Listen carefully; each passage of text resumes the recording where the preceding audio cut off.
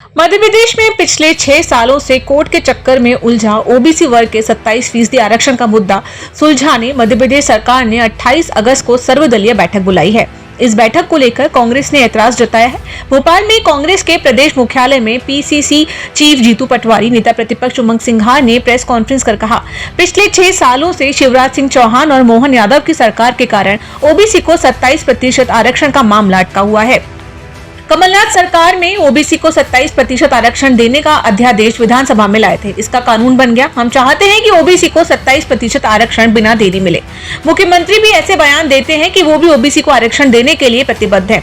तो जब इस मामले में कोई विवाद ही नहीं है तो सर्वदलीय बैठक की क्या जरूरत है? सरकार सुप्रीम कोर्ट में 2 दिनों के भीतर हलफनामा दे और केस वापस ले। पीसीसी चीफ जीतू पटवारी ने कहा, शिवराज और मोहन सरकारों ने पिछले 6 सालों में वकीलों पर करीब 100 करोड़ रुपए खर्च किए हैं। जीतू पटवारी ने कहा कि ओबीसी आरक्षण के मुद्दे पर सुप्रीम कोर्ट में हमारी ओर से ओबीसी वर्ग का पक्ष रखने के लिए सीनियर एडवोकेट अभिषेक मनु सिंघवी और विवेक तनखा मौजूद रहेंगे। अब कांग्रेस पार्टी सुप्रीम कोर्ट में अवमानना का केस भी दायर करेगी।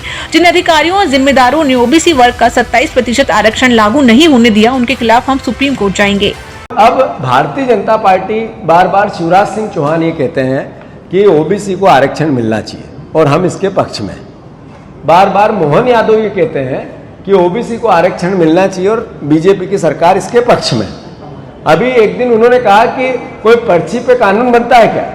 मतलब उन्होंने अपमान किया उन विधायकों का, उन विधानसभा का, राज्यपाल का, और पूरी इन्हीं अधिकारियों ने कानून बनाया था उनका अपमान किया, कार्यपालिका का अपमान किया। मतलब मुख्यमंत्री को इतनी समझ नहीं है कि अगर कानून बना है तो वो विधानसभा से पास हुआ, राज्यपाल ने किया, कानून लागू हो गया, पर्ची पे होता है क्या? तो पर्ची पर कानून बनने को लेकर जिस तरीके से मुख्यमंत्री का बयान था, वो एक तरफ तो ओबीसी वर्ग को के साथ धोखा था, अन्याय था, एक तरफ वादा खिलाफी थी और दूसरी तरफ पूरी व्यवस्था का अपमान था। अन्य राज्य जिसमें 27% से ज्यादा आरक्षण मिल रहा है, तमिलनाडु 50%, केरला 40%, कर्नाटका 32%, बिहार 30%, आंध्र प्रदेश 29%, तेलंगाना 42% के लिए प्रस्तावित है। ये बार बार क्यों बढ़ाया जा रहा है? क्या सरकार के पास पैसा नहीं है?